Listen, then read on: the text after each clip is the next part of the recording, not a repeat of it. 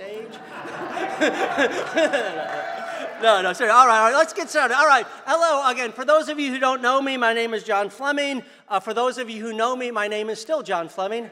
And so we've already come together and have a lot of good conversation. Now, as Dean of the College of Fine Arts and Communication, I want to welcome you to today's college convocation. This is our kickoff to the school year, and it's a celebration of our success. And as you'll see, there's a remarkable degree of excellence here in the college. I'm immensely proud to be a colleague of you. You are my colleagues. We work together. I never like to refer to people as my faculty or myself. We are colleagues. We are in this together. And so really, that's one of the spirit I strive for here. And my main message to all of you first is thank you. Thank you. I know last year, the years have been challenging. There's a lot going on. It's been very challenging. But we have all persevered. We have all done a lot to help our students succeed, which is why we're here. We continue to see great success as faculty in terms of our scholarly creative things. So I just want to thank you for all your efforts. Despite everything going on, thank you. We are still making some great progress here, and I'm blessed to be able to work with you. So let's get the formal program started. I want to get through just some few introductions of who is with me as part of the college leadership team. I find that Carl Boysen is our director of the Academic Advising Center. He's not with us. He's over advising, taking care of some things with the Advising Center. We have Clarissa Rodriguez, our Events and Publicity Coordinator. Clarissa, come on, stand up, stand and wave to them, everybody. Yeah. Clarissa is the one who makes the college report. We've got an amazing college report. It's still at the printer because we had a couple of last-minute changes, and the printer said, rather than rush it and make a mistake, he wanted to get it right. So you'll see a little bit more about the digital things. But Clarissa does the college news things. She's been a wonderful addition who joined us last year. Kevin Gilly, Assistant Dean Outreach. Kevin is not with us today. His husband, David, passed away on Saturday. So as you'll hear, unfortunately, there's 9 deaths I'm aware of in recent days. But anyways, so Kevin is not with us today, but again, he's been a big colleague. Lisa Herman, Senior Admin in the college. Where's Lisa? There, Lisa, there you. Sonia Kraus, our Budget Specialist. She's the one who paid for the breakfast tacos. All right. Robert Stires, our box office manager. And again, if any of you know about Robert's an amazing box. If you ever have any issue, people need to reach out to Robert. He has all sorts of tricks to help people get in. Wonderful customer service. Chuck Harris, our operations manager for Evans Auditorium. Chuck's back up there. Good things happen at Evans. And Chuck, we'll be adding those large banners outside Evans soon. They're at the printers right now. So we'll be, for music, faculty, and dancing, we'll be promoting those events again with those large banners out there. Candace Mungelo, our operations manager for the Performing Arts Center. Candace is back in the booth. Candace makes all things happen. Etan Saylor, our lighting and audio supervisor. He's also back in the booth. Meredith Williams, our research coordinator. She's not able to join us today. But Nina Rotan, our new research coordinator. Nina, I saw you there. You are. Very nice to meet you.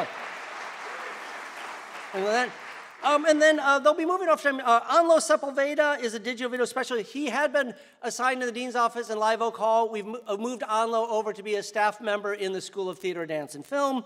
And then Veronica Mazuka retired, and her replacement, Ricardo Pelenes, will be a video network specialist. He was part of the Dean's staff at Live Oak Hall. His position is transferring over to the School of Journalism and Mass Communication, and he'll be starting with us in early September. If we look at some of the chairs and directors, Beth Thomas, director of the School of Art and Design. Marian Hauser, chair of the Department of Communication Studies. And Marian will be retiring at the end of this year, so try not to be too joyous about it.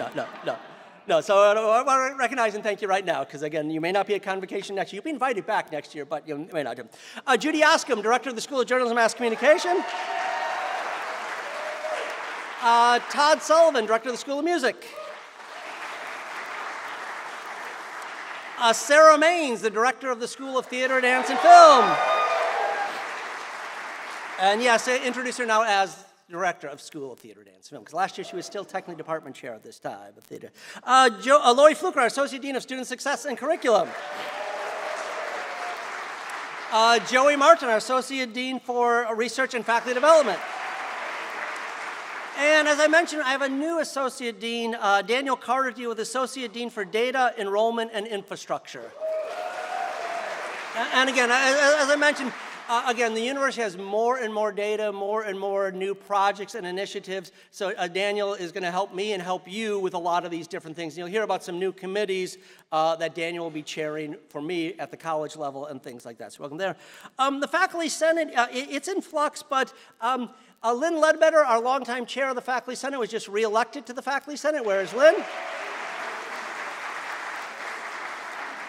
And likely, hopefully, our other senator will be Dimitri Tetin. Dimitri. And again, Lynn and I have been talking, again, I'll talk a little bit more about this what's going on with Senate things a little bit, but I fully expect that those will be our two senators as we move forward. And then the Senate liaisons will be elected coming up. So let's look a little bit at the new full-time faculty and staff. These are people that were hired via searches for promotion-eligible positions.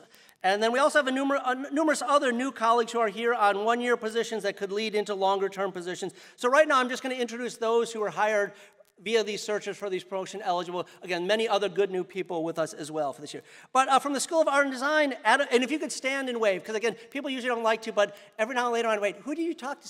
So from School of Art and Design, Adam Atkinson, Assistant Professor, Studio Arts, Medals. Okay, Gabriel Olson, Associate Professor of Practice in Game Design. Sarah Kleinman, our new Gallery Director. And Esmeralda Belsol, our new Administrative Assistant 2. Oh, good, Esmeralda is here. In Communication Studies, Wallace Golding, Assistant Professor of Political Communication. Kelly Marin, Assistant Professor, Media Criticism. School of Journalism and Mass Communication, Sage Baker, Associate Professor of Practice, Advertising. Okay. In the School of Music, Christine Lee, Assistant Professor, Choral Studies. Paul Sanchez, Associate Professor in Piano. Yep. Paul, you didn't get that memo about the closer you sit to the stage, so. Okay, Renee Vogan, Assistant Professor of Horn. David Boyle, Assistant Professor of Instruction, Sound Recording Technology. Z.U. Wang, Assistant Professor of Instruction, Music Theory. Ryan Gillum, Assistant Professor of Instruction, Opera Design Tech. Here's Ryan here, all right. Zachary Gilbertson, Admin Assistant 2, Instrumental Studies in Music. Often a lot of some of the answers. And Ivana Zamora, Admin Assistant 3, probably working on some paperwork in the School of Music front office there or something. Okay, School of Theater, Dance, and Film, Kira Schmidt-Carper, Assistant Professor, Co-Head of Musical Theater.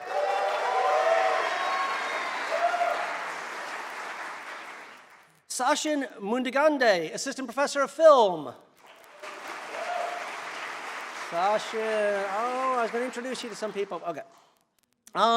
Matt Webb, Assistant Professor in Lighting. Scott Murdoch, Assistant Professor of Instruction, Sound Design and Technology.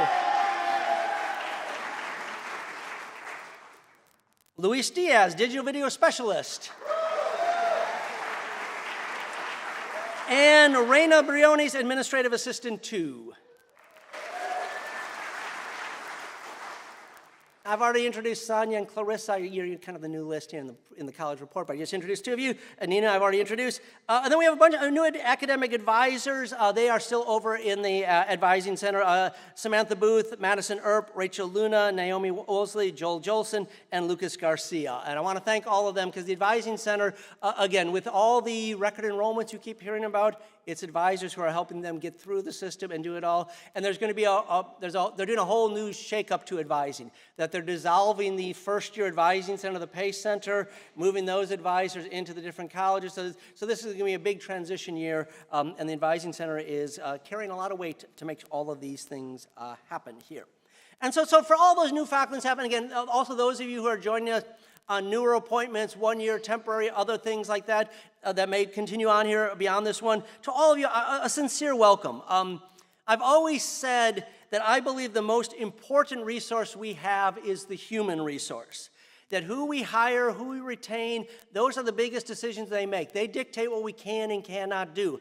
You are that front line in working with students and helping us achieve our goals and mission. So truly, welcome to it all. You are part of the Bobcat family. You are part of what makes this place special. And I hope you find Texas State to be as much of a professional home as I have. It has been to me. I'm looking at Michelle and Joey, two other people who joined me back in 1999. None of us knew that 27 years later we would still be here and things like that. But it's become that professional home. And again, I think this university and college are a good place to work. And I'm confident that your presence will make it even better of that. And I also want to acknowledge the unsung heroes of the university. If there are any staff members here, could any staff please rise to acknowledge our city? Any staff?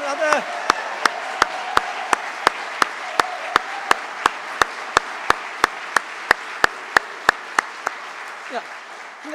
I do a staff appreciation lunch late in the summer, and I always thank them. And again, because you guys realize, Christmas break, faculty look at it, it's like, hey, there's 5 weeks between final exam and start of things. For staff member, there's 5 days, not 5 weeks. And then even a couple of those days, they have to kind of take comp time or other things, energy conversations. So again, the staff, I thanked them and told the crucial role that they play. And so, in fact, I'm glad that you recognize staff and all that they bring to our program and to our student success. Again, together we make a difference in the lives of thousands of students. And I've heard that there's a certain amount of red tape and bureaucracy. I don't know if they Sonia, can you confirm any of that? I mean, things are so easy. That Staples says easy button. We always say, we have the Texas State, it's never easy button. It's never easy. Because they've never found a way to make anything simple to do. And again, behind the scenes, staff are navigating all of those different things. I want to recognize, we have some retirees. Again, when you get the college report, there's 4 retirees that I acknowledged last year at this event, but last year's college report was an alumni edition, so I didn't recognize some faculty things, but that year I put them in. But we do have some retirees that just retired and that also you'll see in the college report as well. I want to recognize Keith Winking, 36 years of service. Keith, and again, when you read it, again, in the report, because that's kind of what's all in the report, and you'll be able to see the report and digital thing. But again, Keith Winking, 36 years. Laura Lane, 21 years of service. Now, Laura will still be with us part-time. She decided to do the modified retirement, so she'll be here for a little bit longer there. Mary Ellen Cavett. No. Okay. Does that photo not say, I'm retired? That is definitely not a committee report meeting. But yes, Mary Ellen Cavett said that one. And then Kathy Dick was in the advising center with us for 13 years. I want to thank all of them. And again, when you get the college report, you can read about them as well as, again, the 4 retired last year. Just trying to thank and acknowledge the part that they have brought to Texas State. Also in the college report, I do have a section on in memoriam. And just want to briefly recognize these. Peggy Bruner. Some of the music faculty know Peggy Bruner. Again, she was with us for a very long time. She passed away in June. And so all the music faculty may also recognize Tim Woolsey. That's actually Tim Woolsey's painting of Peggy Bruner, that Peggy's family decided that they wanted that instead of the photo of it all. But again, you can read about Peggy's legacy there. Also, Kim Fox, again, was very sad. Kim was teaching with us in the spring. She had filed her retirement papers, we planned on retiring, and then cancer came, and she passed away very recently. I really want to recognize Kim for that. And then this one, there's an alum and donor, Carla Graham, had been influential in a number of the different advancement efforts that I'd made across the thing. And also, again, as this was going to press, some of you know Eric Nielsen, the longtime director of the School of Art and Design, passed away right as we were heading, this was in the final press thing like that. Marianne Moore, some of you know the provost's wife, Marianne Moore, she'd been a former president of the she recently passed away. His dad recently passed away. Gilly's husband just passed away. A couple other people. That literally, since June, I've known at least 9 people close that have passed away and stuff. So a lot has been going on. And so through these things, it is important that we recognize that we support each other, that we try to get through the different things that we're doing. And so, Lisa, you guys all picked up things that Kevin normally did this week because we want to help and support each other through these difficult times. So I really appreciate everybody's efforts on that one. All right. So let us move to tenure and promotion. And Again, the formal awarding of tenure was codified in 1940 by the American Association of Professors.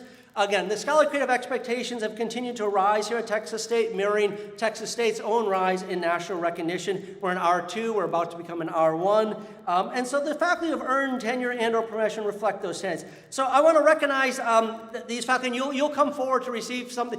The university used to give you your paperweight and Jefferson Cup, but now the dean level does it at this event. So if you come from, first we have Ana Martinez, theater, dance, and film.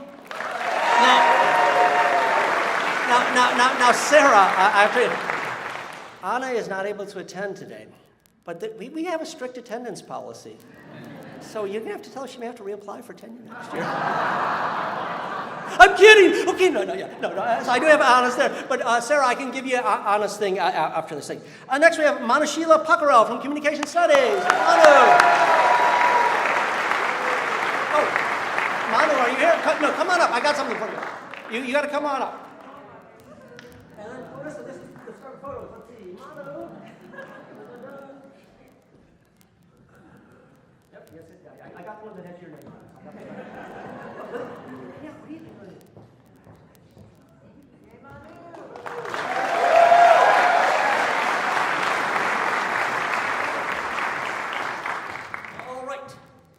Next, we have promotion to Professor of Practice, Hank Hemsoff. Hank, come on down.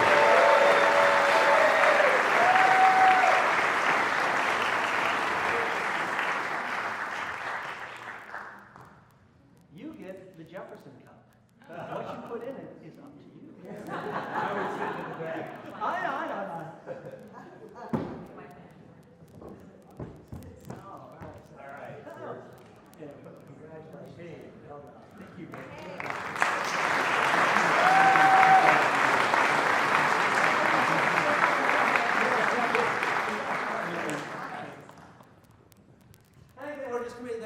Matthew McConaughey is also a professor of practice, so that's it. What are we talking about? All right. Let's go. Come on. Now do this. Let's do it. Okay. Promotion to Professor Stephanie Daly, Communication Studies.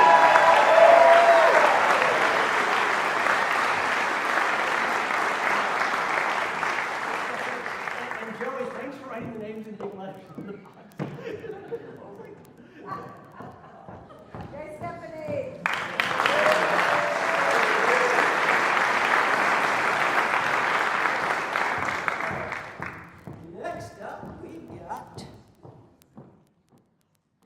Michael Ippolito.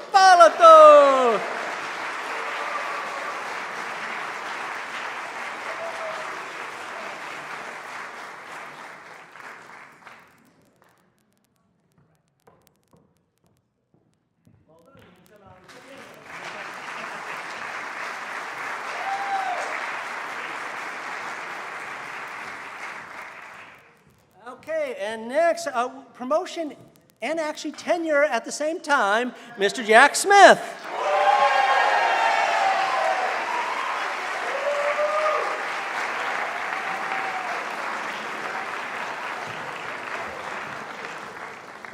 not going to be two-fisted drinking, but we got it. You know, this is your promotion count, and then this is your tenure count.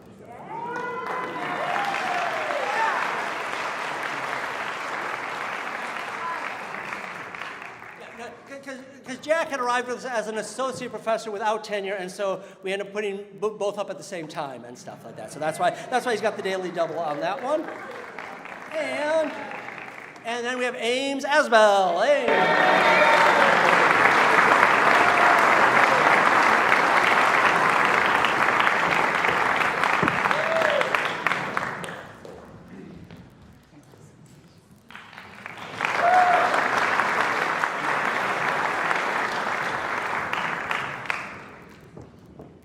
And then Paul Sanchez was hired with tenure. Paul, I'm sorry you don't get anything. They only give it to people. They only give people who are here along the way. But you do get your tenure. But you do get your tenure. So, okay, Marion, can you go to Staples and find a paperweight? No. Oh, no, you didn't get it. No, seriously, Paul, we're glad you're here. Okay, let's. What do we got next? Faculty awards. We got recognized a couple of faculty. Again, this is what we have is our Regents teacher, and this is always just a little bit of an odd timing because at the August Board of Regents, they named the Regents teacher. So Cindy and Elizabeth were actually named last August, and then were recognized at an event in February. But because of my things, but Cindy, come on upstairs.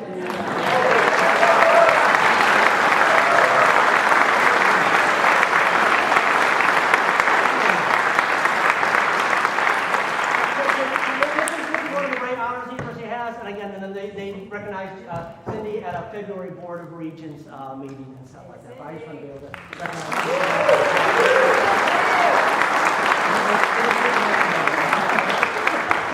and then Elizabeth Eager is another Regents teacher.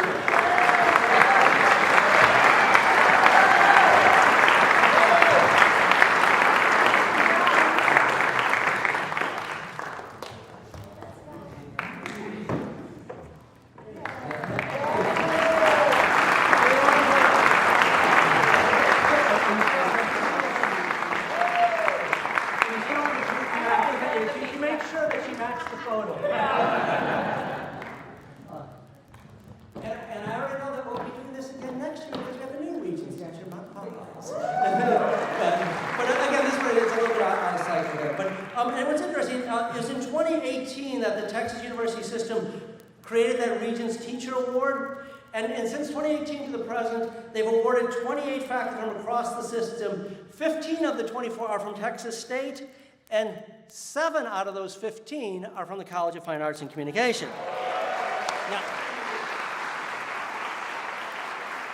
Now, there are 7 Presidential Excellence Awards given out. This year we got shut out. But over the past 13 years, we still average more than 2 per year. So we still are the leaders overall in that one. But what we do have to give out now, and this is where Lori will be joining me, is we do have the different levels of before the presidential distinction and things like that. And so that Lori Flicker will start with the $2,000 level, the Presidential Distinction Award for Excellence in Teaching.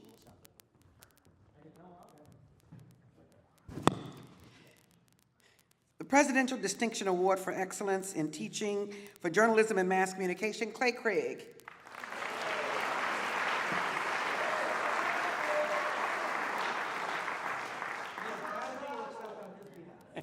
In Communication Studies, we have Stephanie Daly.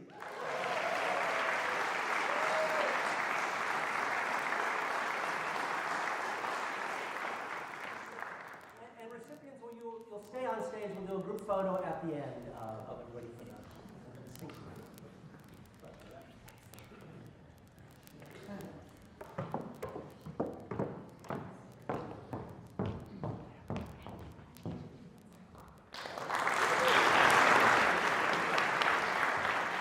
Art and Design, we have Rand Renfro.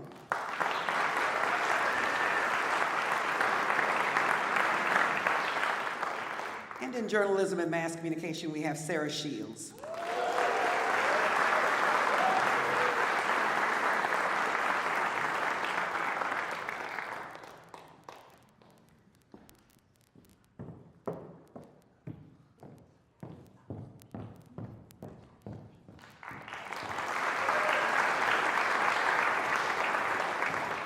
In Scholarly and Creative, for theater, dance, and film, we have Anna Beyer.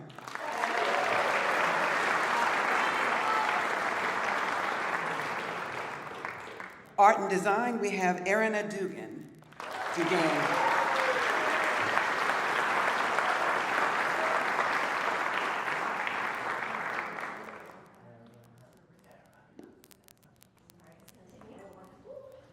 You just step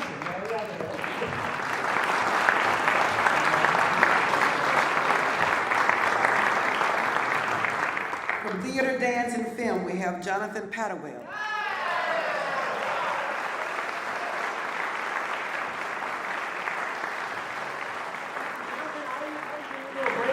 Flip off the wall. He's a world leader.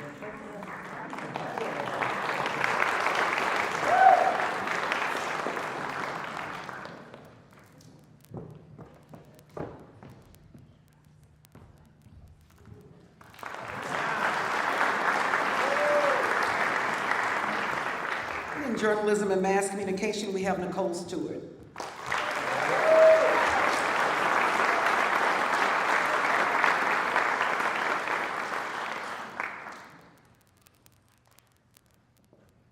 Nothing like thinking you're going to fall.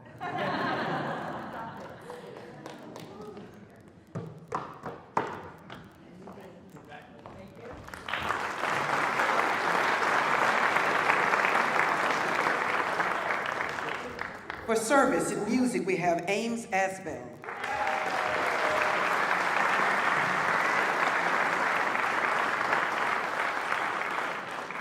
You get extra steps coming up. Oh. Thank you.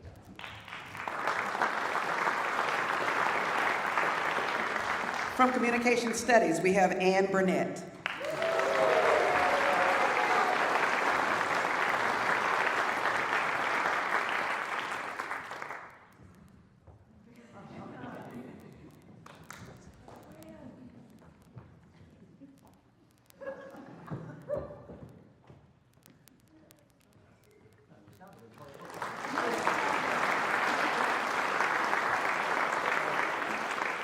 Also from Communication Studies, we have Mark Paz.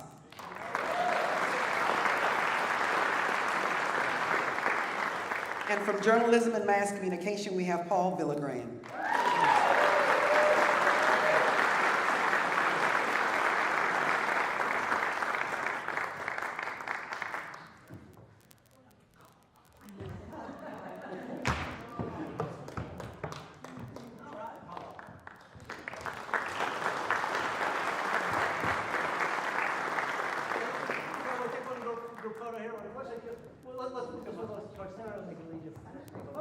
So these are all our $2,000 level presidency awards.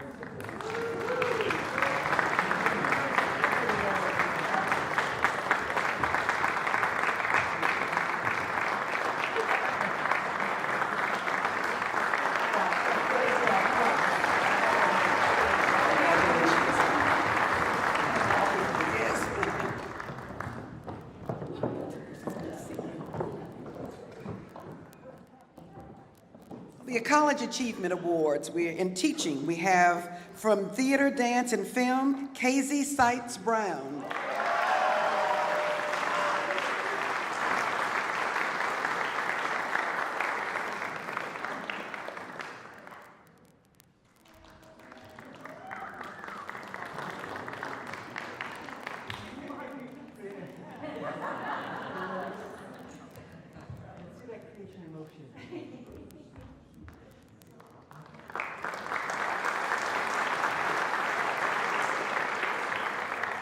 Teaching distinction in music goes to Michael Ippolito. Did I get that right?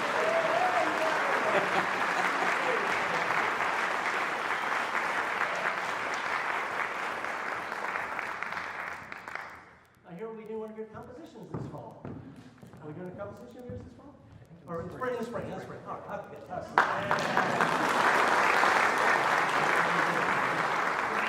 Theater, Dance, and Film, we have Yesenia Harrington.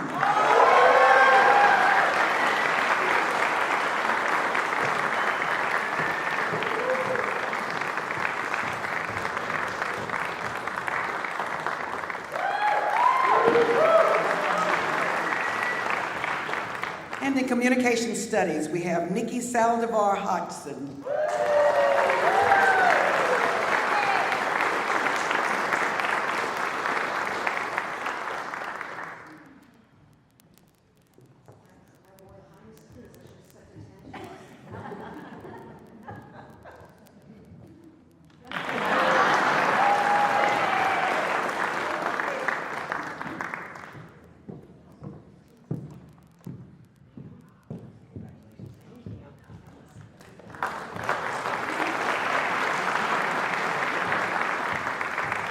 For scholarly creative in the college, from Communication Studies, we have Rebecca Fox.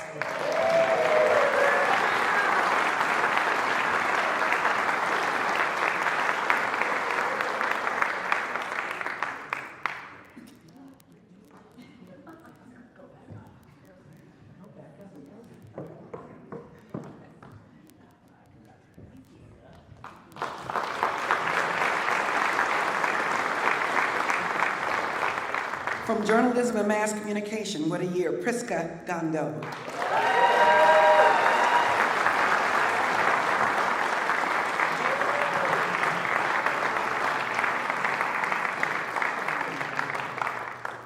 Take your time. I see the knee brace. Take your time.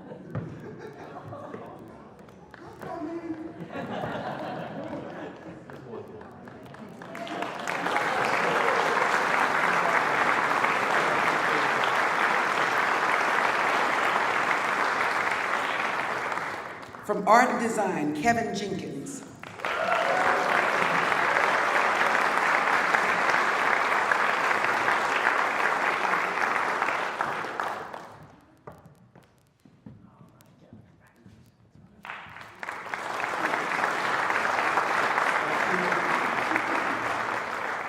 And from Communication Studies, we have Manshila Pakarel.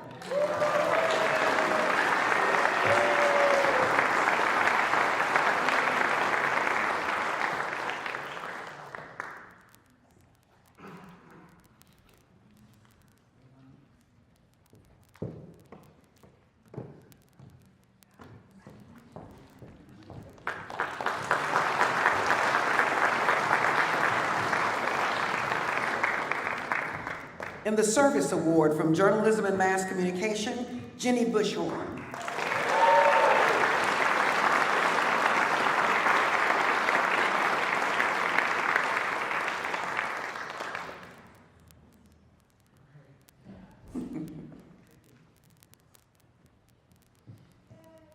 A very delayed yay.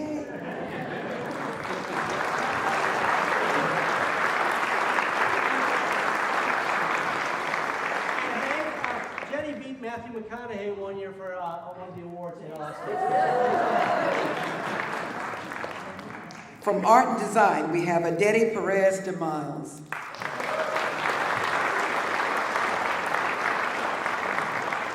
And from Music, we have Alex Shearer.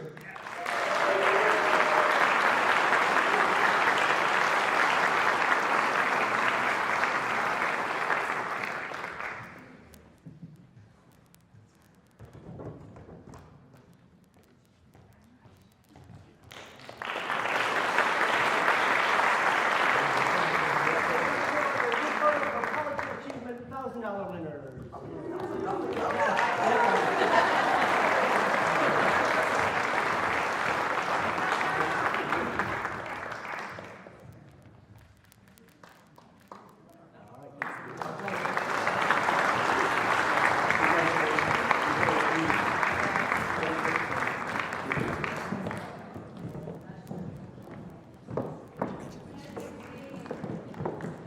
Then for the Departmental Achievement Awards at the level of $500 for teaching, from Art and Design, we have Jennifer Staub.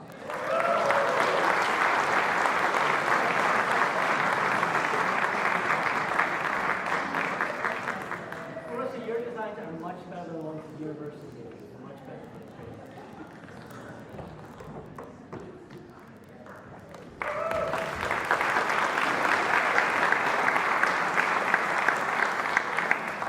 For Scholarly Creative from Music, we have Ron Hewlin.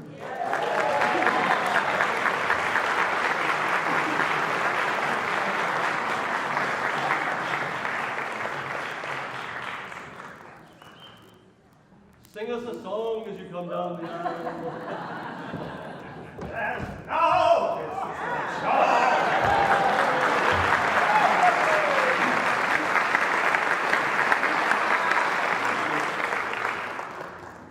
See this next one beat that one. All right, from Theater, Dance, and Film and Service, we have Johnny McAllister.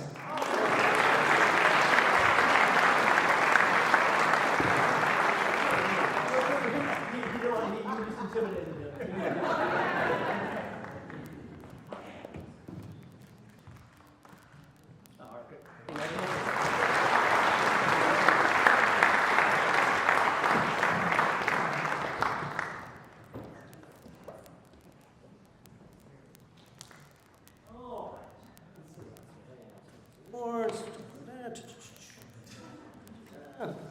Years of service. Again, this one would just be When I read your name, just stand to be recognized. After this event, on your way out, you can pick up your pins and certificates from the table in the hallway. Lisa and Sonia will be there to assist. So this will recognize years of service, and the following will comprise 400 years of service to Texas State. It's true, yeah, it all. And again, you'll see this in the college report. Those with 10 years of service, Sterling Allen. Sterling. Susan Busa. Susan. Zach Collins. Zach. Utah Hamrick. I saw Utah. Yeah. Jessica James. Priska Nagando. Elvia Perrin. Elvia from Art. Vlasta Silhavi. Okay. I saw you, Vlasta, earlier. Dan C., General Zamaska. 15 years of service, Ames Asbell. Casey Seitz Brown. Tommy Fitzpatrick. Sonia Kraus. Sarah Maines. Ron Euland. 20 years of service. Nobody. 25 years of service. Jeff Dell.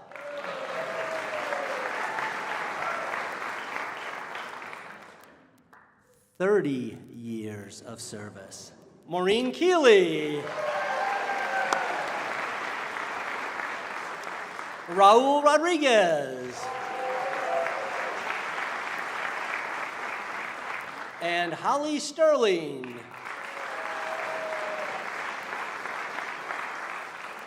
35 years of service.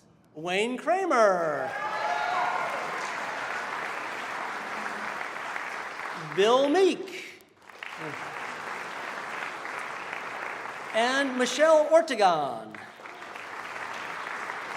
Again, combined 400 years of service again, and you'll see them all in the college report when it comes out. Yeah. And so this year, again, we're going to have about 5,200 majors in the college, about 1,500 to 1,600 minors. And the university as a whole is going to have over 9,000 freshmen and over 44,000 students.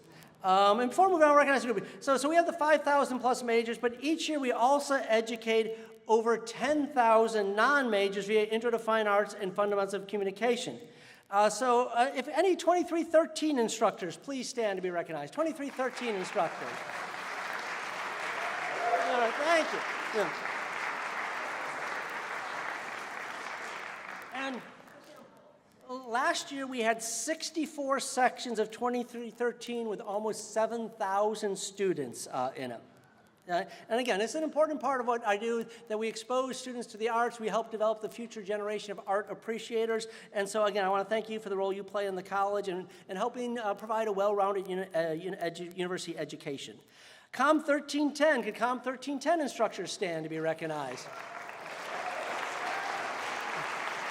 Yeah. Last year, there were 242 sections of COM 1310 with approximately 6,700 students. So I think Mark Paz is not here because I think he's still organizing a couple hundred sections for this fall here. But again, understanding communication is vital. This is a part of a key part of the core, university core, helping students to be able to communicate in an oral manner. Even though we're more and more of a digital world, communication face-to-face and otherwise is increasingly important here as well. And so the COM 1310 plays a big role in all of that. All right. Well, that concludes our event. Wait. The quid pro quo of breakfast tacos means you get to sit here and listen to me ramble on for the next 30 to 40 minutes or whatever. So let me move to my speech, and then we'll get to more. And let me grab a drink of water, get ready for this. Go. All right. Those of you who are new, you guys, faculty have been here a while, they say this is when I give a 45-minute speech in 30 minutes. And indeed, yesterday we had our new student welcome, and afterwards a student came up and said, "Man, you talk really fast." And I said, "You think that's fast? Wait, come tomorrow, then you'll see what really talking fast looks like." All right, now, no, seriously, this is my State of the College address. Also really to impart general university information. As we know, things continue to change very quickly. I mean, I've been up here before, said things, and then 2 weeks later what I said is already out of date. So this is my chance to kind of give you an update on those different things. And last year at this time, I realized I was carrying the Olympic torch coming in here. Today I'm just talking. But, okay, we're going to start with a quiz. We're going to start with a 3-question. Michelle's like, "I didn't think I was going to have to study or prepare for any of this." And it's not even multiple choice. It's a quiz. Okay, we're going to start with a quiz. What do Yale, Juilliard, the Royal Academy of Dramatic Arts, and Texas State have in common? They all have drama programs ranked in the top 25 in the world.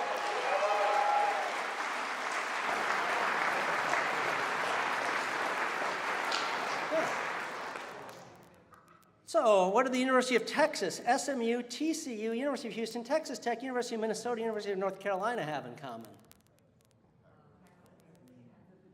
They all got beat by Texas State's national championship.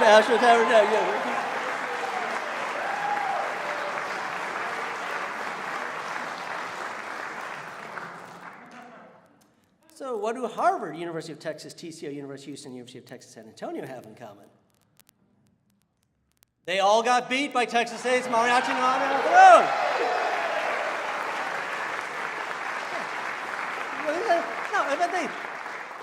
We've got a lot of really good things going here. Again, you think of it like that. Here's these schools that we are beating in these different competitions or different things like that. So we got a lot of good things going.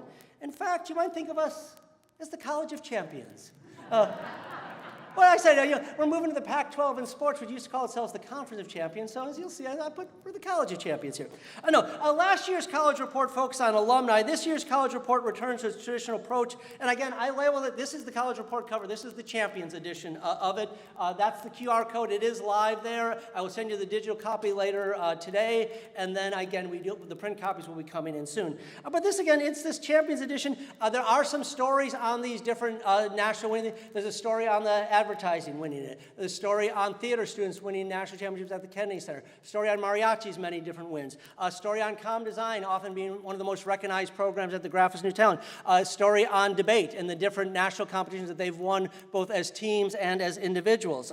Things like that. I also added a section this year that there's many faculty that have performed on Grammy-nominated, Grammy-winning recordings. I've always wanted to get that codified and things like that, so that's all in this college report. And then, again, some of the new hires that we have on a temporary basis, like, oh, we got another Grammy winner there, another Grammy winner there. So again, a lot of high quality things happening there. And also you'll see in the year in review section, I'm going to start to, this kind of encapsulates the different student awards won during the year. So here's the awards University Star won in the year. Here's the KTSW ones, different things like that. So each year we'll be able to kind of keep up to date on some of the different accolades that we are earning. And again, when you get the digital copy via the QR code or electronically, again, you can see my letter from the dean kind of explains the general approach. And again, for these things, again, the primary audience is donors. That is really, donors and upper administration is really what I do. Because again, some of you know there's been a lot of turnover, there's a lot of new positions in the provost's office, things like that. They don't know who we are. And so things like this help. And again, that 3-question quiz is actually the beginning of my letter from the dean. But it quickly gets people's attention. Like, oh, wait, there's a lot of good things happening there. And so particularly for these people coming from outside, they didn't know these different things. And so you do that. And likewise, the donor thing. And again, last year, one of the people that featured was on the cover of that alumni edition. She gave us $1 million estate gift, and that was strictly to help students within the college, and it's all about student support on these things. So that's the audience trying to share with what we do in these different things. So you'll be able to take a look at it. All right. So that's kind of the thing. So let's dive into some of the topics, things that are happening at Texas State. The run to R1. Texas State, we will achieve R1 status in 2027. And so we have far exceeded the research expenditures criteria. We're in the 3rd and final year of the number of doctoral degrees awarded criteria. We are ahead of pace on that one, so it would take a real disaster for us not to reach it based on the thing. So basically, at the end of 2026, we submit our data, and then 2027, we'll have met the criteria to become an R1. But for a little perspective, in 2015, when Governor Abbott started, Texas only had 4 R1 universities. There are now 16 R1 universities. Now, and of those 16, 9 of them are public universities, 3 are private, and then 4 are health medical, because the big wave last time was health medical because they changed how they do it. And the most recent non-medical to earn R1 was SMU, and we actually have 3 times the research expenditures of them. We just had been behind on the doctoral degrees awarded, so we will move that. And just if you're curious, the 9 publics in Texas that are R1s are UT, A&M, Tech, Houston, North Texas, UTEP, UTSA, UT Dallas, and UT Arlington. And then I said we will join them in the next cycle there. And then the move to R1, for things such as tenure and promotion, our college will be in good shape, provided that we have standards and provided that we have credibility. That currently with upper administration, we have standards that they respect and we have credibility. And I've been tasked with making sure that those things are maintained, that we have high standards and that we have credibility there. One change for tenure and promotion is that starting this cycle, we now need 4 outside letters for evaluation. So those are required. And so that's why last year we started to move up the timeline of when things were due, because chairs and directors have to solicit those outside letters. And getting 2 was problematic. Getting 4, and again, it's varied with each unit as how quickly they're able to get those ones. Because president and provost will be looking at those external letters as part of that validation. We have our standards things, but what are other schools? And that's why the letters have to be from R1s or R2s on that. And so we want those as strong as possible there. Now, we often think of R1 from a faculty research perspective, but I want to look at R1 from a student success perspective.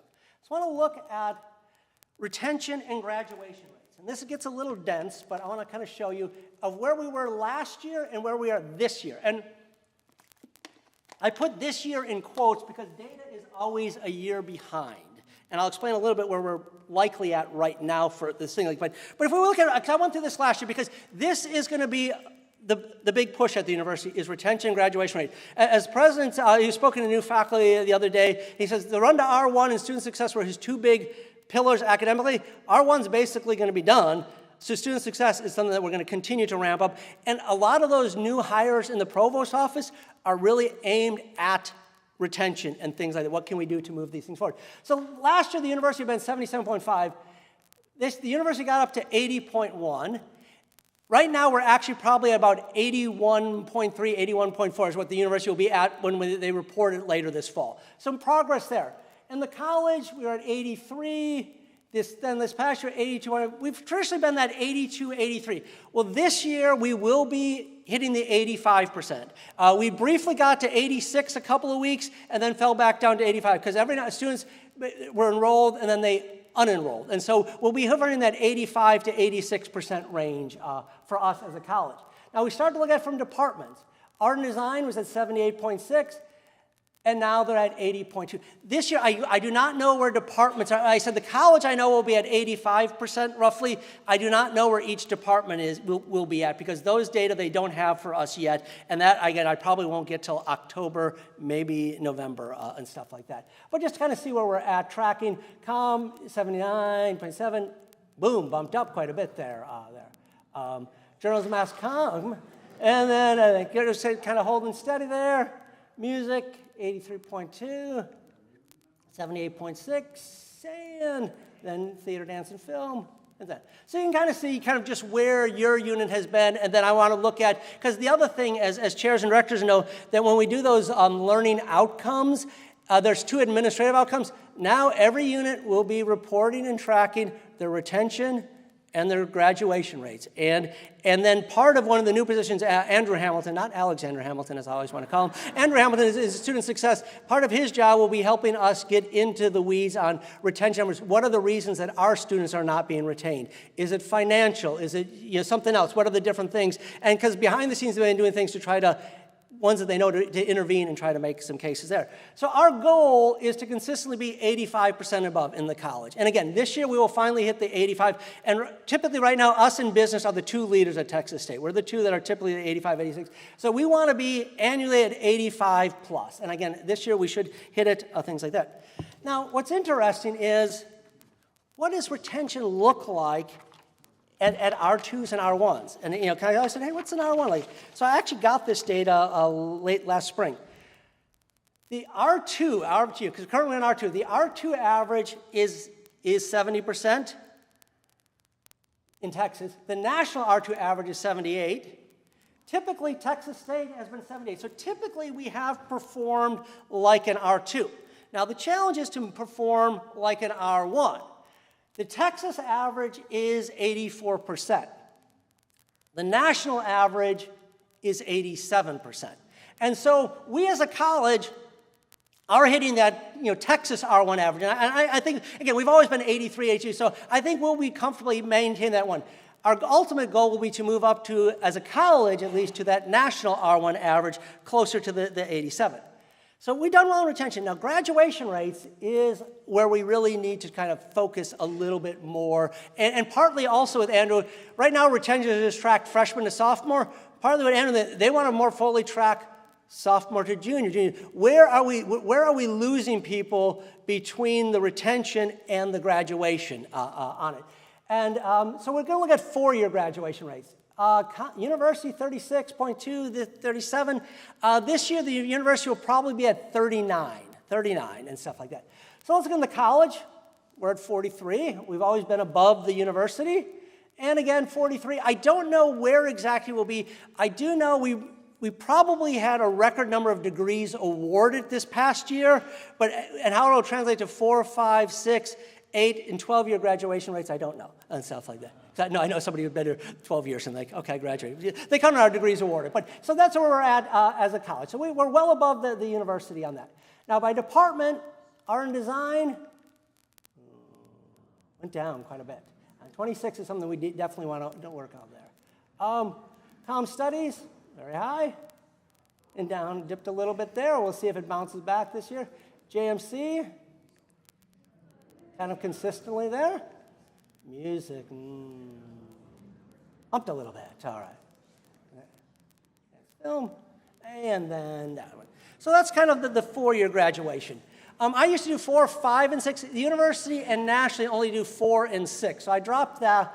So our goal is to get up to 50%.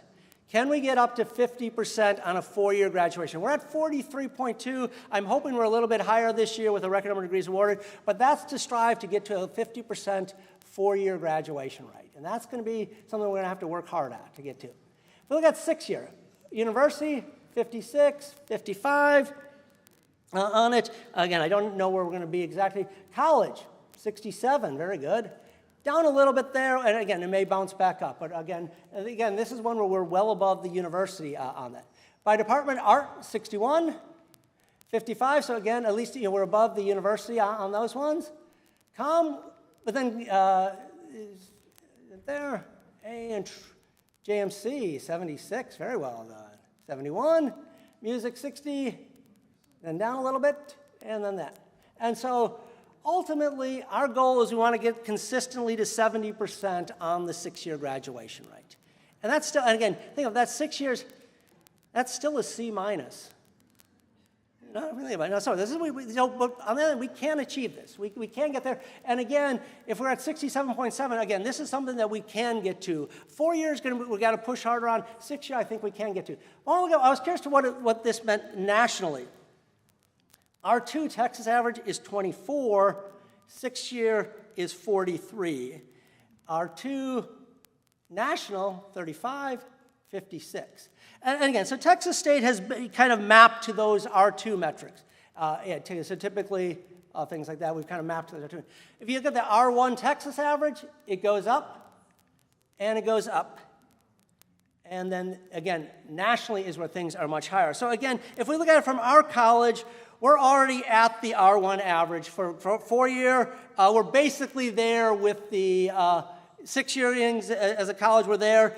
And then it's the national average, the 52%. that's what we're going to strive towards. And then the national one, we've got quite a ways to go to get all to that. But again, you kind of see where the university is at and where we are at as a college. And that's very dense. I'll try to get to you that electronically so you can actually look at it more detailed there. If we look at enrollment, oh God, yeah, I'm already putting people to sleep. Okay, talk a little bit of enrollment. As Tom knows, I was trying to grab the numbers hot off the press this morning. But just in broad strokes, again, there are actually, as of this morning, 9,350 freshmen. So that is a huge freshman class, 9,350. Overall students, we were at 44,800. And so 2 years ago, so we've gone up 5,000 students in 2 years, because last year was the first time that we cracked 40,000. We had 40,000. We've gone up basically 10%. And again, if you read across the country, schools are declining enrollment. We actually went up 10%. What's interesting is undergrad went up 8%, but grad went up 26%. We now have over 5,000 grad students. And this is something we always wanted to push, that if we want to look like more R1s typically have at least about 15% grad students. And it'll vary at some other ones where it's even higher, but trying to get to that 15%. And so we've made a surge in grad students there.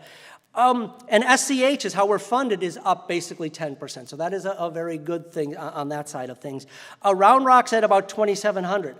If you dive even further into the numbers, what's really interesting, this year, black students, we've increased 24% among black students. We've gone from 4,480 to 5,550.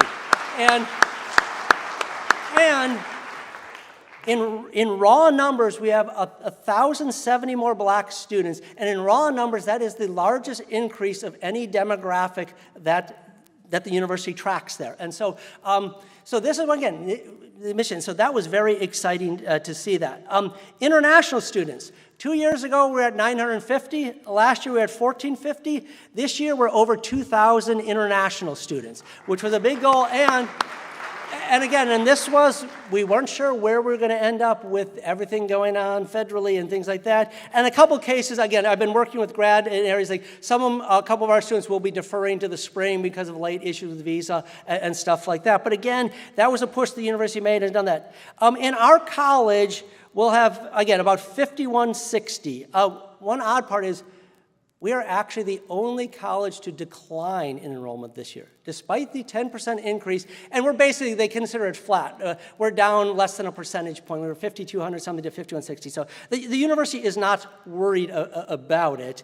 But what's odd is last year we were the third largest college out of 7. This year, we're the 6th largest college out of 7. Business went up over 1,000 students. Health profession went up over 1,200 students. So there's a lot of shifts that are happening here.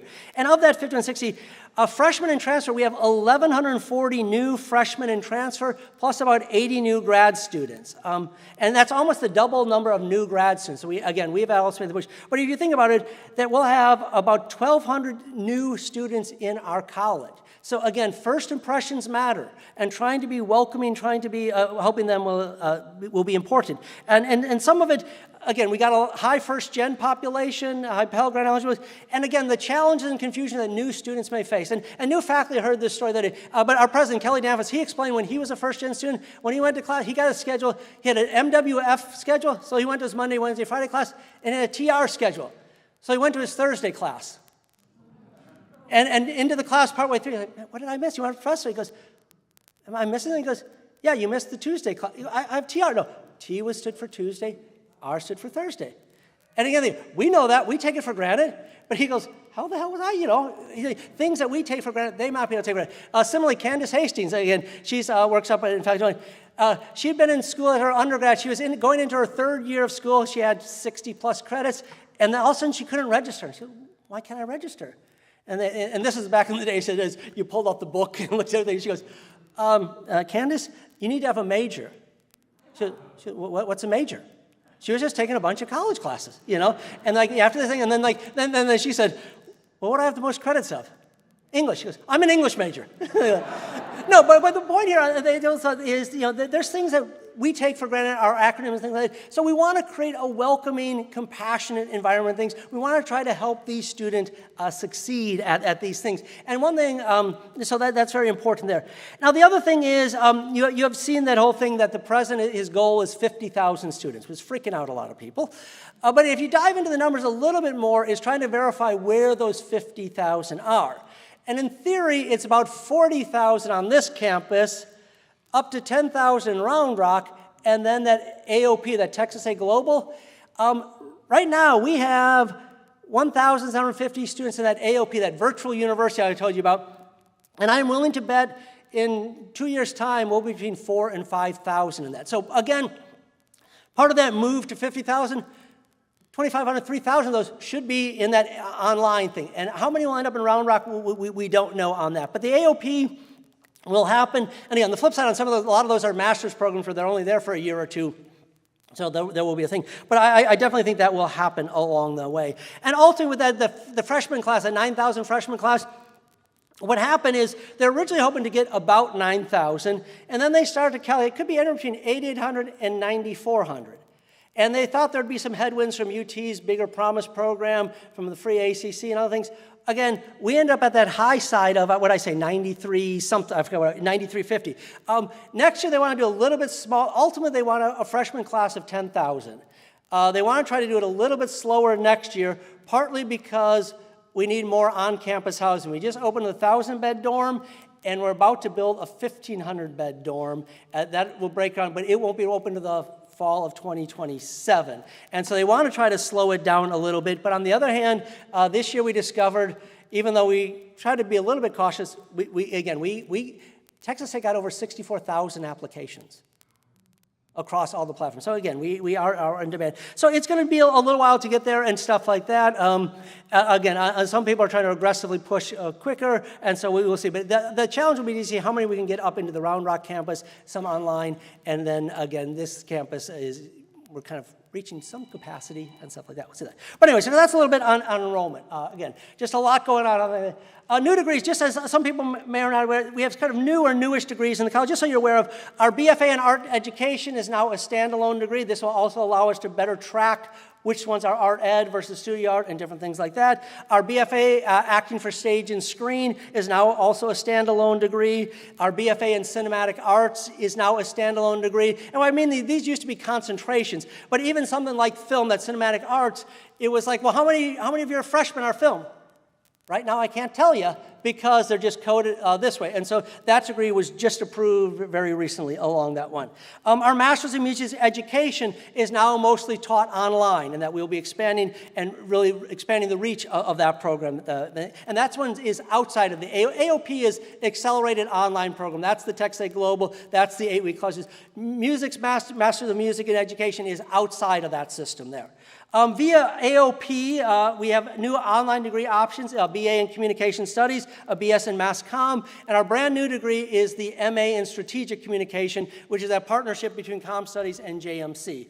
And that's one, again, like the other AOP, that degree program had been very successful at Arkansas State, and that's why it should be just as successful here. And that's why I say that Arkansas State, because that's where this kind of accelerated thing came, both from Kelly and his right-hand man, Tilla. They used to have 4,000 of their 13,000 in those online programs. And so that's why I said there should be no problem for Texas State to equal that or actually go well beyond it. So that's where I do think we'll continue to see some growth there. We also just received approval for our BS in Applied Communication and stuff like that. And so that just got approved, and so we'll be rolling that out a little bit. And a lot of this is about giving students choices and options, different career paths, things like that. Our Mass Comm degree in Mexico just started. Judy's about to start teaching online there in something there. But again, that program in Mexico has just launched. This year, we expect to submit proposals for AOP in game design. You got that, Gabe? Coming on board to do that. And then we're also looking to add a non-AOP, mostly online MA in theater education. So those will be going on. And our PhD in Comm, that team has been working hard over the summer. Last spring, we filed the paper with the coordinating board that we intend to submit. I don't have the details deadline of when we will actually be submitting, but the committee has put together some good work over the summer. And then also, last year I talked about it, we did complete a major change to the Gen Ed core that will allow all of our non-music degrees to get down to 120 degrees. I discussed this last year, but ultimately between this change to the Gen Ed core and dual credit, those are things that can help us get to that 4-year graduation rate that we want to hit there, and that lower to 120 will give our majors certain more options there. So we got some new college committees. We are going to have an AI committee. Now, I don't know why we need artificial idiocy when you got an actual idiot right here. I mean, I don't get this. That's not like.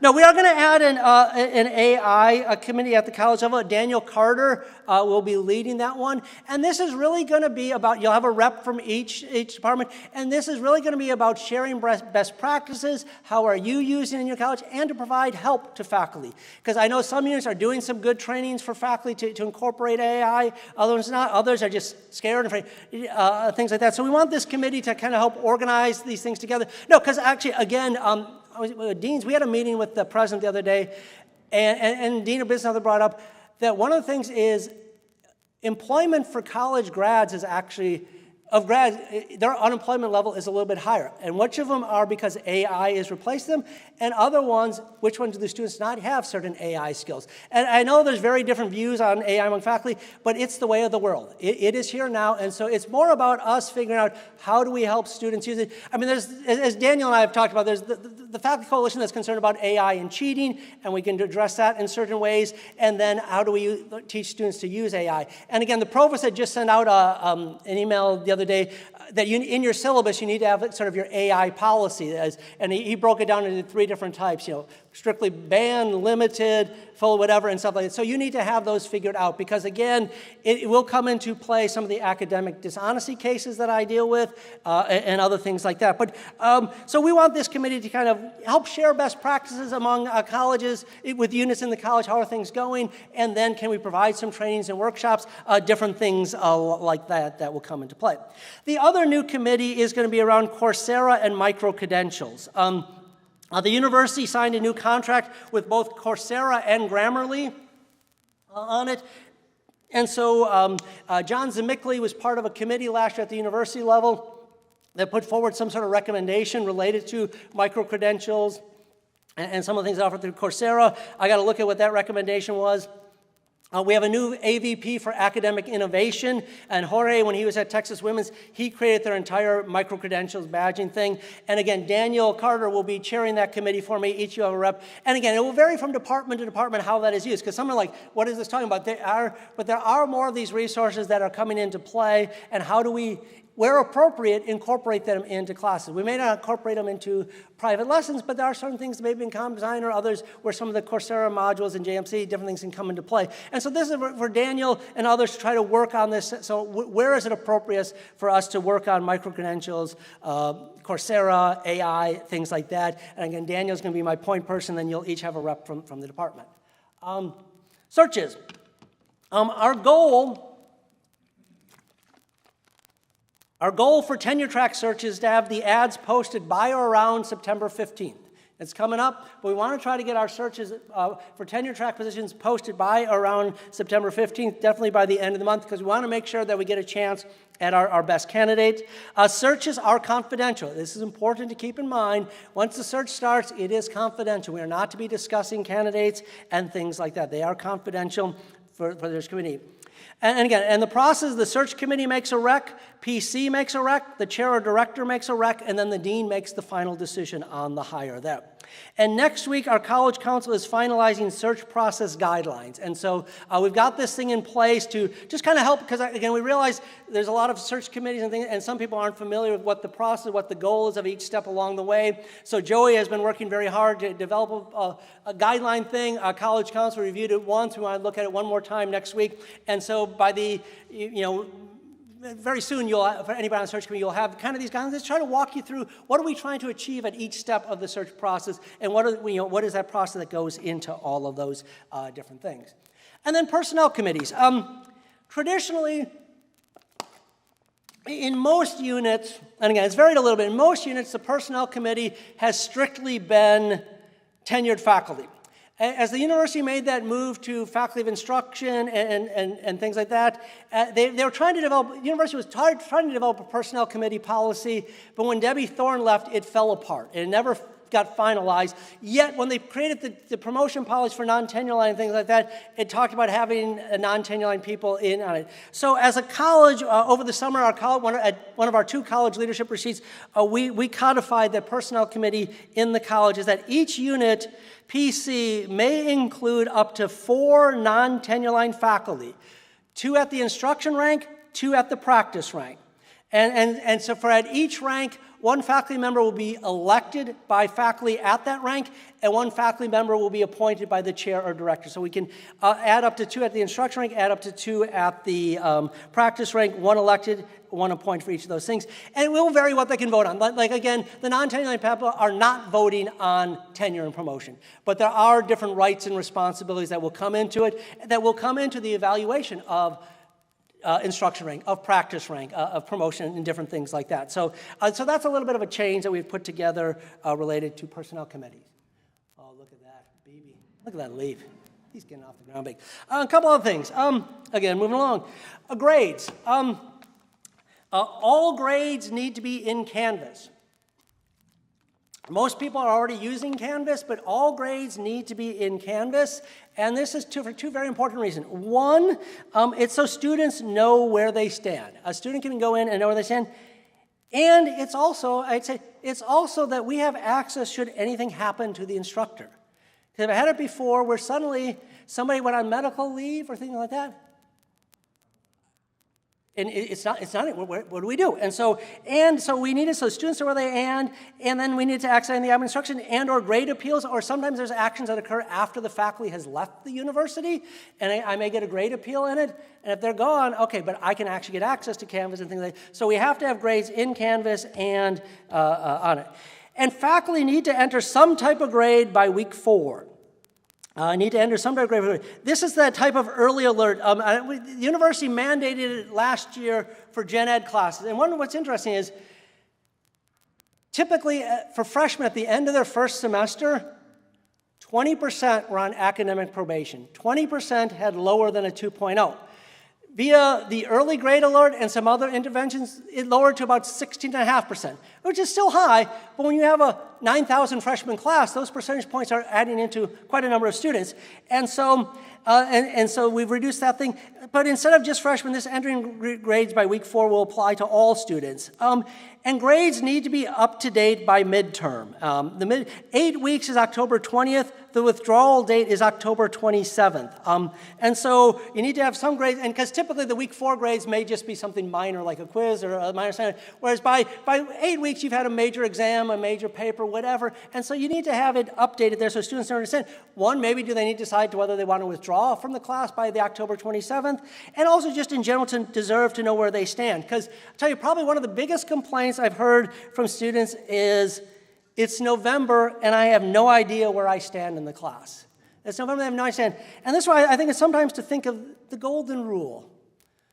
Think about it. Say you were on the tenure track, and say you were year 4 of your tenure track and you had no idea where you stood. That's not right. That's why we give you annual reappointment thing. Some of the student things like that. And I often thought again, what if we applied an attendance policy to merit? What if 3% merit was reserved only for faculty who attended all faculty meetings? And then if you miss a faculty meeting, your merit goes down by 0.5% for each one that you miss. No, we wouldn't like that. But I'm bringing this up only as a point to think about it. I believe in standards. I really do believe in standards. But I also think it's helpful to think in terms of that golden rule of treating people the way you want to be treated and holding yourself to whatever expectations you have for students. You have those high standards for students for attendance, the other things like that. Well, then you should have those same high standards to be able to have your grades in at a certain time so that they know where they stand, things like that. And so, again, most of this we're very good at. Most of this we are very good at already, but it's ones that I remind you, because also, again, those grades, knowing where they stand, will help us towards that student success of retention, of graduation, of who should be, who shouldn't be here, and different things like that. So, again, a lot there. Waiver Code 21. Most of you have no idea what the hell Waiver Code 21 is. Provost about to say, this is On the faculty workload report, right now faculty, tenure track and tenure faculty get 3 workload credits for research, for scholarly creative work and things like that. That's 3 out of your 12 on it. And it's called Waiver Code 21 on the workload report. And Provost is about to send out a letter about this to all faculty. About this. It partly relates to post-tenure review, partly relates to TUF and things like that.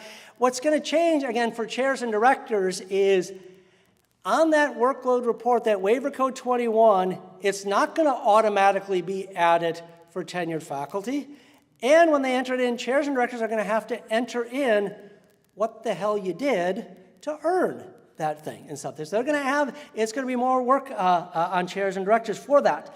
So what we decided to do is for tenured and tenure track faculty, when you turn in your annual evaluation materials in January, you will also add a short statement of what your scholarly creative goals and plans are for the coming year. And again, it won't be exact, but you'll have a general sense of what it is you're planning on doing to earn that Waiver 21 code. And that's also basically then how you'll be kind of held accountable in terms of your evaluation. You kind of say, hey, I'm planning on doing this, and that's what you've done.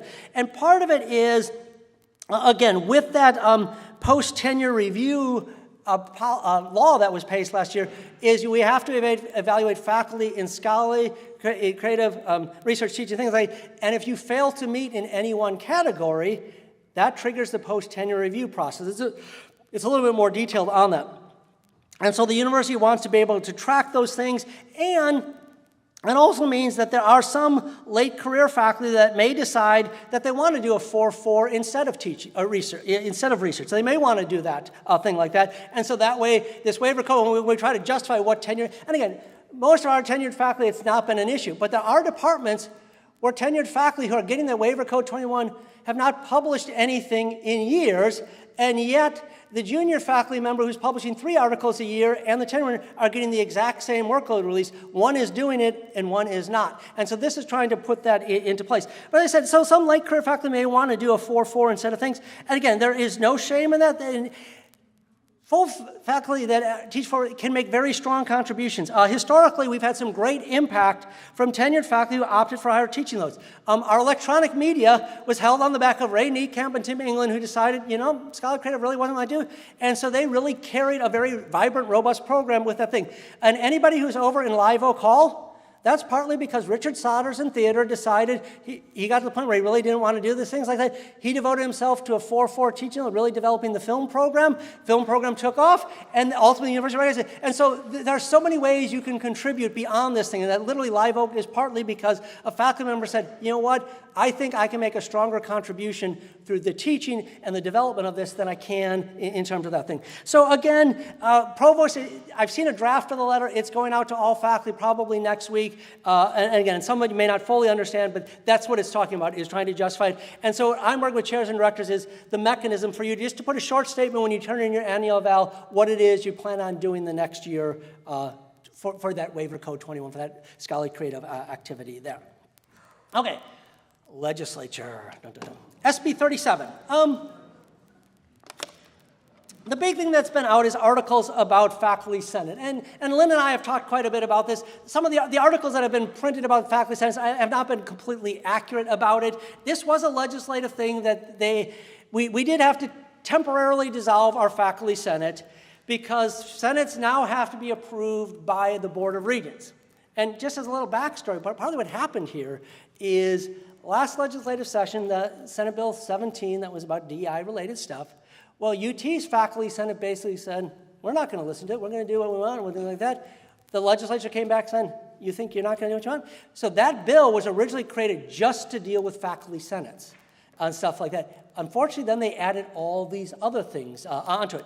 But the main one that's gotten attention so far is the faculty senate. They've been dissolved, but again, we've been worked on reconstituting. I said most likely we'll go from 15 senators to 14 senators. Half been elected, half will be appointed by the president. As you said, I'm actually recommending the president appoint the person that faculty had already actually voted on and stuff like that. And all the Senate committees will continue as they have been. And Lynn and I have been talking about just navigating what that means, like from a faculty perspective of things. And again, for the most part, I think it'll work out fairly well on that type of thing. There'll be some slight nuances, but again, Lynn, you and I will continue to work as we deal with those different topics.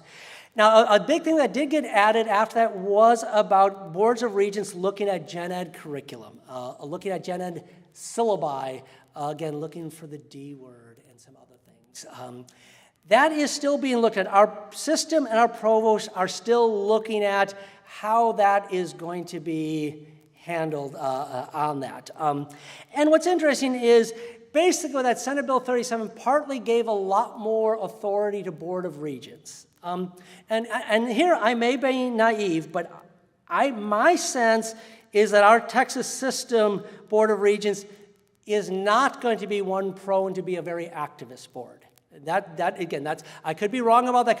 Again, we've seen very activist boards in Florida and some other places. My sense is that I don't think that they will be that. My sense is that our Board of Regents has been viewed the progress Texas State is making in terms of R1, in terms of enrollment, in a variety of these things in a very positive light. And the other thing I do know is to align with the new law, one of the Board of Regents is Don Flores. Don is a good guy. Don is a distinguished alum from our college.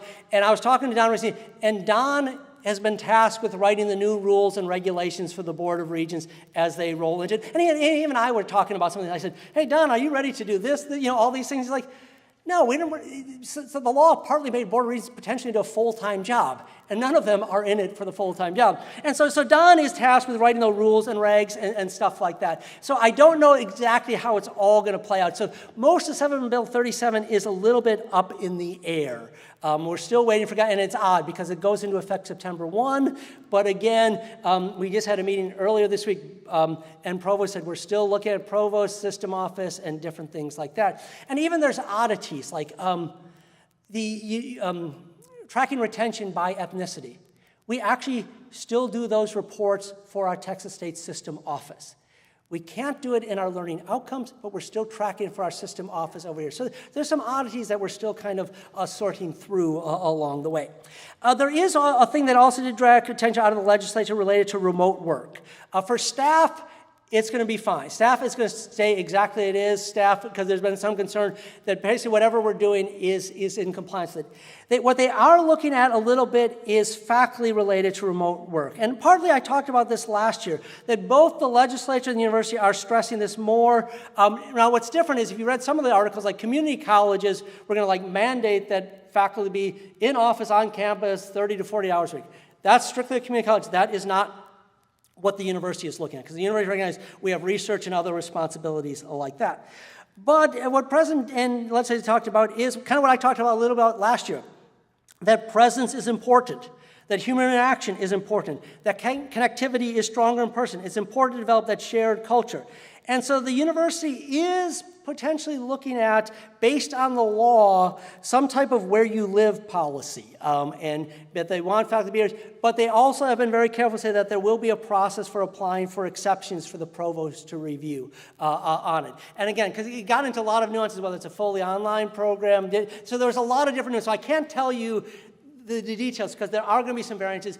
But even with this law, they have already said, hey, there will be a policy to apply for exceptions. Because again, I can think of a couple cases where we as a college will be applying for an exception, and based on what I know, it should be approved and things like that on it.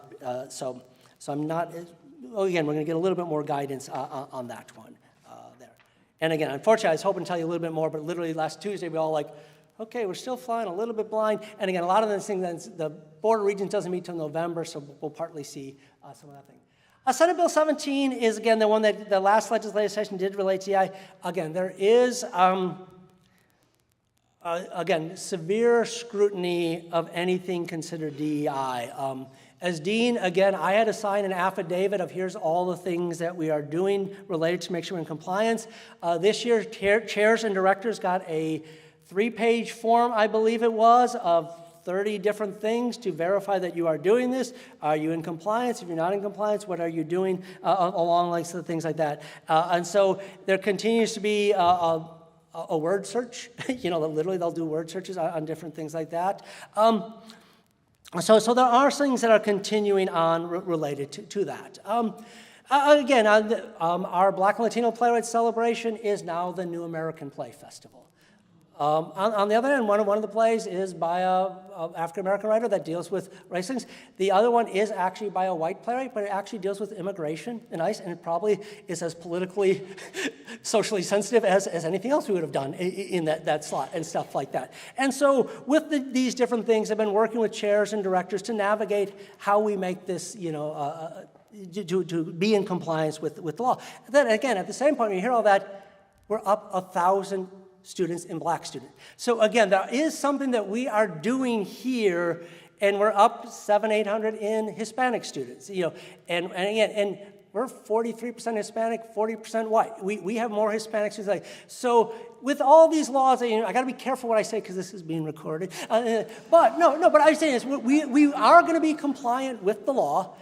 We serve all students. And there are things that we do, how we behave, how we act towards people that create an environment that makes students, Black students, Hispanic students, we have more Asians who want to come to Texas State. And those are those values that I think that we try to continue to embrace and hold dear to it. And that we help all of our students. And different students will need different support in different things like that. But no, because the one that came up again yesterday was making sure flyers on campus are a thing. That anything that is deemed exclusionary, that this is strictly a scholarship for women.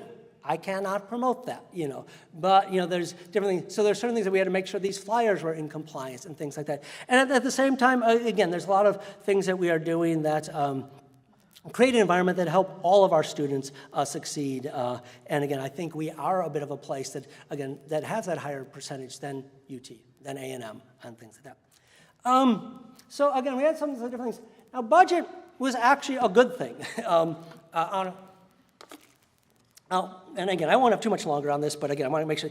Budget, we actually had one of our best legislative sessions ever. Probably our best legislative session. So our budget, the Texas University Fund, you heard about that, how we came to raise this thing is, within that, one say we qualified for a full share. So when it first started, we got about 22, 23 million a year. We're now getting 60 to 70 million a year in research things. And so this is partly what fueled raises. Because, again, if you read across the country, the week we announced we were raises, in the Chronicle of Higher Ed, I read 7 or 8 states that are cutting 5 million, 10 million, they were big cuts across those states. Tough is one thing that actually helped us do that, because also, it turns out, you remember that waiver code 21 I was just telling you about? Well, that percentage of tenured faculty, for the most part, is paid out of tough money.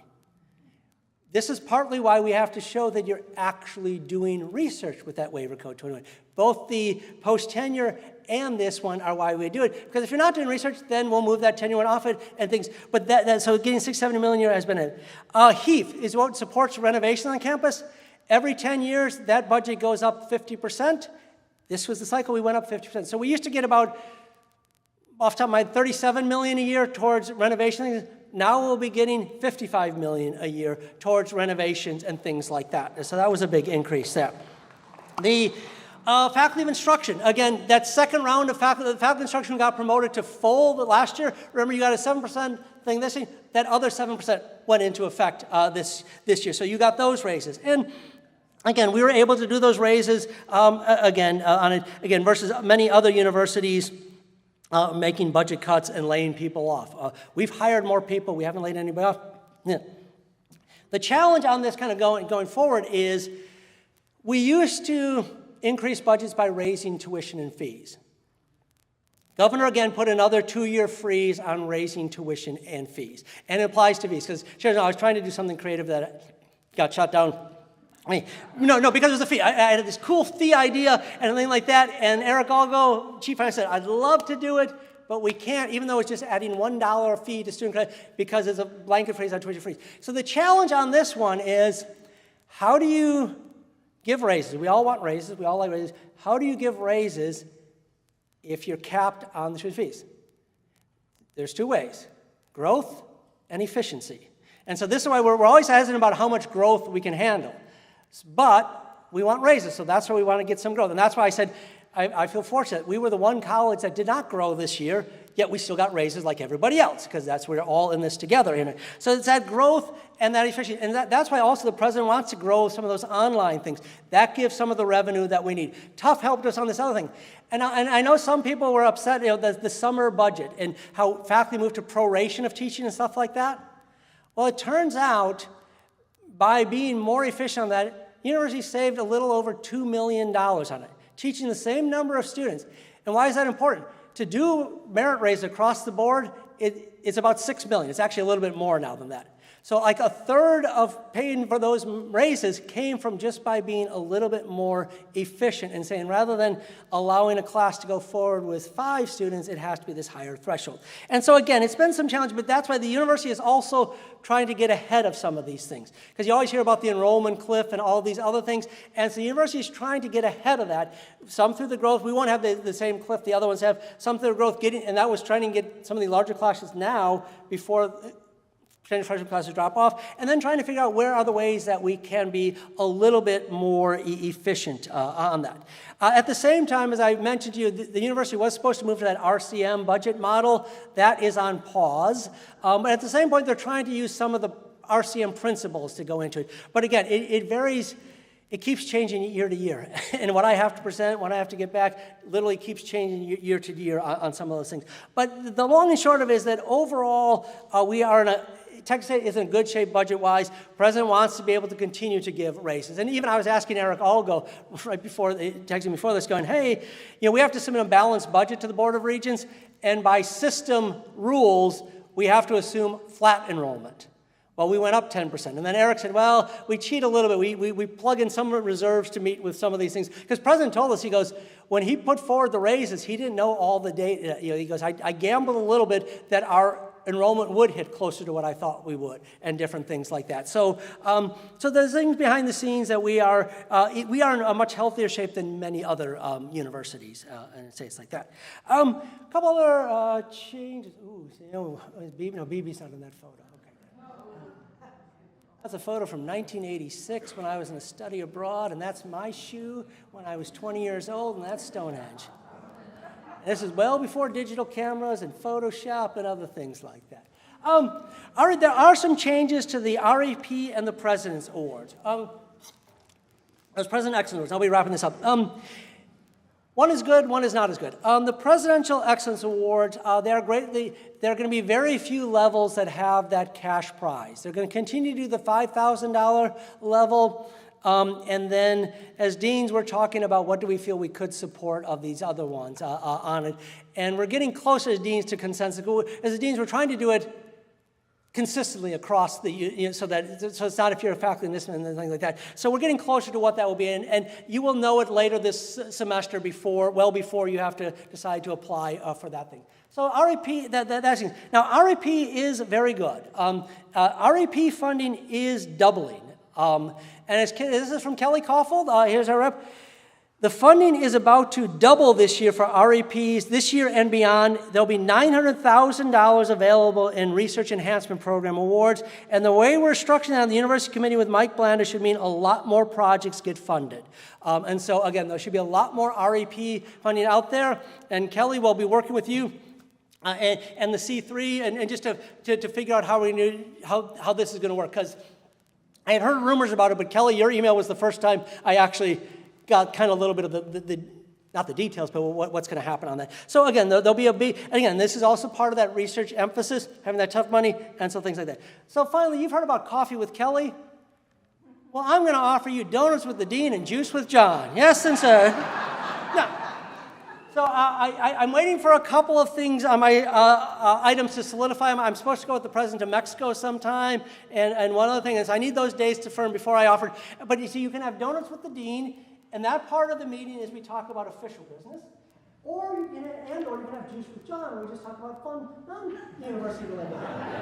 But no, seriously, I do want to add a couple of those, a couple of Fridays. I got to get things solidified. Judy, I'll probably use. third floor, things like that. But really just wanted to have a little bit more dialogue where we can on this. So let's just close with some quick hits. Again, a lot is happening at the university. A lot is happening in society. So my main advice is avoid anticipatory anxiety. Avoid thinking about what if, because again, in my experience, 80% or more of what people are worried about actually doesn't happen. And there's things that do happen and things like that. And I try to get a sense of what things I do need to be concerned about and try to get ahead of, and which things I'm going to wait and see on it. So try to avoid the anticipatory things and really instead focus on the things you can control. There are a lot of things that you can control. Again, we talk about teaching your students, helping our students to develop, regardless of the background. How do we help our students develop the critical thinking, the translatable skills of oral communication, written communication, the skills they need? So avoid the anticipatory, focus on things you can change. And as I've said the last couple of years, be kind, be respectful. Email has no tone. It really doesn't. I mean, we read into it, and sometimes it's partly there, but we read into it. But I said I've always wanted to put quotations up here and ask people to read them. And see how you can read it so differently, depending on what mood you bring into it all. So, so be kind like that. And again, when there's disagreement, let's have that disagreement in conversation rather than email. Those email exchanges go on forever, and they don't help. And so it's okay to disagree, but we'll try to disagree in a calm, civilized, respectful manner there. I really want to see all faculty, staff, students succeed. I'm going to come to work every day trying to be kind, being respectful, trying to enjoy what I do. I still really enjoy what I do overall here, and I want to make a difference in the lives of students, of faculty, of staff, and in the community. And we can do that. Despite all the chaos going on around us and different things, we can control some things, and we are, as you saw at the beginning, we're beating these top schools and these other things like that. We are one of those top schools. And there's things that our students are doing. We're graduating those first-gen students. We're changing their lives and the lives of their family. Again, I keep dealing more and more with the oldest one, and now I'm dealing with their sibling who's coming here because they graduated. They succeeded. A couple of them, I've helped students out of the blue that weren't even out of college that randomly fell into it. And now I'm helping their sister. But it's hey, we can do this. We can make this difference and happen. So I'm past my time, so close. I was thinking of, okay, so let's close it. There's that fantabulous. Look at that. Take that, BB. I got a little more air than you did.